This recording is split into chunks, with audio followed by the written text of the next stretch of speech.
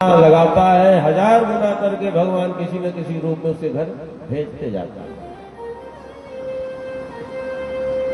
इसीलिए कहते हैं कि जो अपने धन की शुद्धि चाहते हैं, आचार्य कहते हैं कि धन रक्षा चाहते हो धनवानो, तो दान करना सीखो। क्यों? कुएं से निकलेगा नहीं पानी, तो सड़ जाएगा पानी। जिस कुएं के जल का प्रयोग होता है वो जल साफ स्वच्छ रहता है, और जिस कुएं के जल का प्रयोग नहीं होता तो उस जल में बदबू आने लगती है। तो हमारे धन की शुद्धि भगवत कार्य में खर्च करने पर है, दान करने पर है, इसलिए करना चाहिए। फिर कहते हैं कि तुलसी पक्षिन के पिए घटन सरिता नीर, अधर्म की धन ना घटे, जो सहाय रघुवीर, जो सहाय रघुवीर। सरोवरों में असंख्य पक्षी जलपान करते हैं, पर क्या उन पक्षियों के जलपान करने से वो सरोवर क्या सूख जाता है? नहीं सूखता। दान करने पर कभी धन हमारा घटता नहीं है। इसलिए भगवान ने दिया है तो भगवत कार्य में खूब खर्च करते रहे। जय जय श्री राधे श्याम। नंद बाबा ने आज खूब उत्सव मनाया, ब्राह्मणों को बुला करके जाकर संस्कार कराए हैं। अष्टमी के दिन भगवान कृष्ण का प्राकट्य हुआ, नवमी के दिन भगवान का जन्मोत्सव मनाया गया, द्वादशी के दिन भगवान सदाशिव आते हैं, भगवान की बाल मनोहर को अपने मन में बसाते हुए कैलाश पधारते हैं। त्रयोदशी के दिन आज नंद जी को कंस का आश्रम, अब तक तो समागम में डूबे हुए थे, कोई चिंता परेशानी नहीं थी। अचानक आज कंस का आश्रम हो गया, उनके जीवन में विपत्ति आ गई। ऐसी विपत्तियां वो विचार करते हैं कि कितने दिन हो गए हम कंस के पास नहीं गए, उसको कर नहीं दिए, कहीं ऐसा ना हो कि कोई उत्पात मचा दे गोकुल। तो आज उनके वन मंदिर से मनमोहन निकल गए, कंस सवार हो गया, विपत्ति सामने आ गई, घटना मौसी खड़ी हो गई।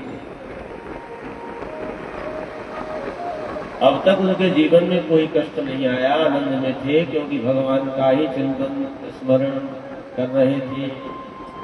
और आज मन से मनमोहन निकल गए, कंस सवार हो गया, तो विपत्ति सामने खड़ी हो गई। कहते हैं कि दौड़े दौड़े मैया यशोदा के पास गए, बोले देवी एक काम करो, बढ़िया सुवर्ण थाल तैयार करो, मैं कंस को कर दे आऊं, कहीं ऐसा ना हो कि गोकुल में आके कोई उत्पात मचाए। तो नंद बाबा ने क्या किया कि गोपान गोकुल रक्षाया निरूप्य मथुरांगतः,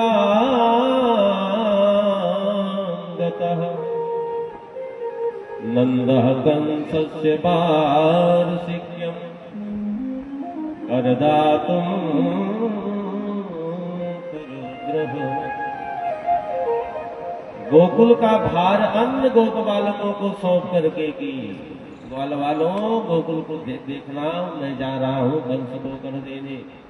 गोपान गोकुल रक्षायाम निरूप्य मथुरांगतः, नंदः कंसस्य वार्षिक्यं करदातुं कुरुद्रः। स्वर्ण थाल लेकर के पहुंचे और नंद जी को स्वर्ण थाल प्रदान की। अरे बोले मुझे इस ढलती आयु में मेरे घर छोड़ा गया। 80 वर्ष की आयु में किसी के घर बालक पैदा हो तो कितना उसको सुख मिलेगा, कितनी सुख की अनुभूति होगी, आप लोग विचार कर सकते हैं। 80 वर्ष की अवस्था थी। कंस ने विचार किया कि हमें कर दे रहे हैं तो हमें इन्हें आशीर्वाद देना चाहिए, नहीं तो अच्छा नहीं होगा। तो वो कह रहा है कि मुझे बड़ी खुशी हुई नंद जी, आपके घर छोरा भयो इस ढलती आयु में, तो मैं आशीर्वाद दे रहा हूं कि आपका छोरा शीघ्र ही बड़ा हो करके बहुत बड़ा राजा बन जाए, उसके शत्रुओं का शीघ्र ही संहार हो जाए। पर वो क्या जाने कि मेरे संहार करने आए। तो कहते हैं शत्रु भी जिनकी वंदना करे तो कौन है, वो भगवान ही होता है। कंस भी आशीर्वाद दे रहा है। बोल भक्त वत्सल भगवान की जय जय श्री राधे। इसके बाद नंद बाबा कर प्रदान किए और इधर देखिए क्या हो रहा है। नंद बाबा धीरे से चल रहे हैं, आराम से। कंसेन प्रहिता घोरा पूतना बाल भातरी, शिशोंस चार निघ्रन्ति पुरग्रामं व्रजादिषु, पुरग्रामं व्रजादिषु।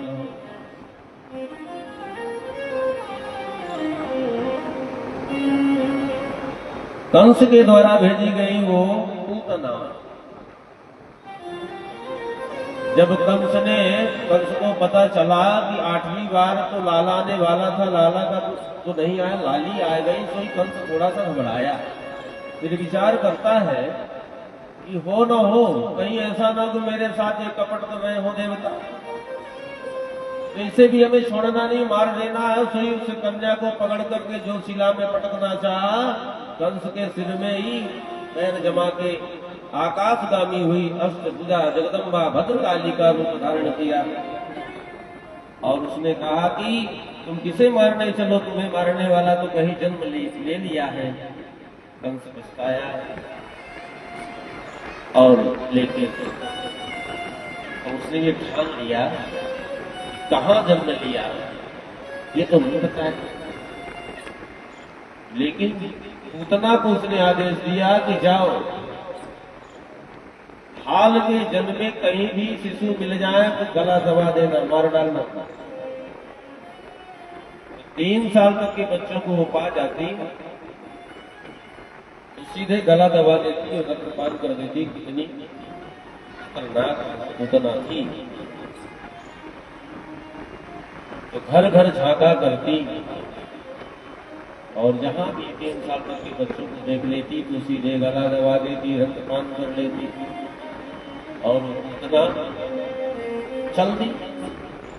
क्या देखती है कि कुछ ग्वालनियां बढ़िया तो दही की मट्टियां सिर में लाद करके बढ़िया सुंदर लहंगा सिलवा करके सब जा रही है। मैया यशोदा को बधाई देने, तो पूतना को भी मौका मिल गया, बढ़िया सुंदर स्वरूप धारण की उन गोपियों के बीच में प्रवेश कर गए। और जब वहां पूतना पहुंची, सभी देवियों ने लगी बधाई देने, अरे बहन बधाई हो, बहन बधाई हो। मैया ने सबकी बधाई को स्वीकार की, पूतना को लगा कि सब बधाई जब दे रही है तो मोको भी बधाई को देना चाहिए। तो पूतना बधाई देने लग गई।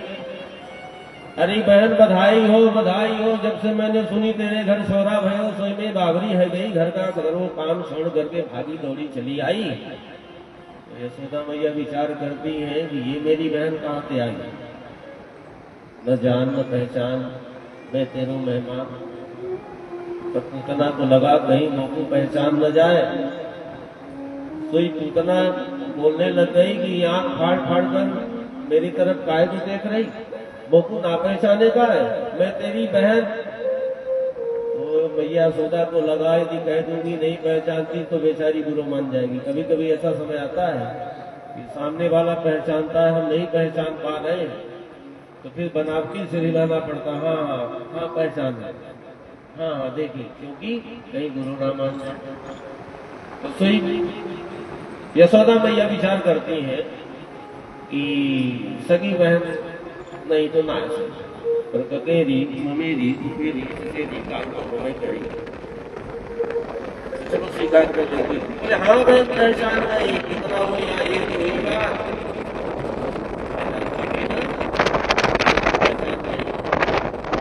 बताओ काम क्या है?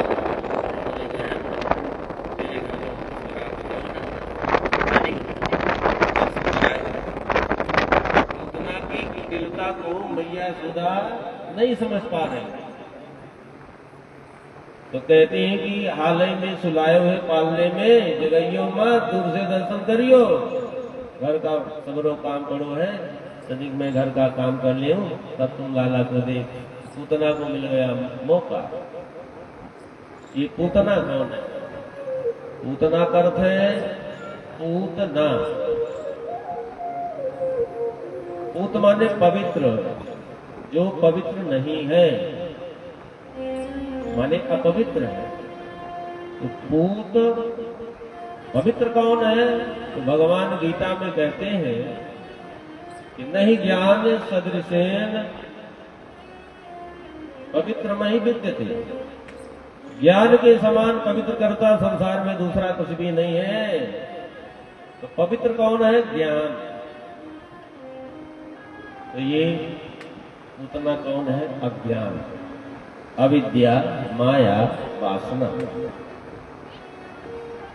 और पूतना आई चतुर्दशी के दिन, त्रयोदशी के दिन नंद बाबा कर देने गए, चतुर्दशी के दिन आई, यानी 14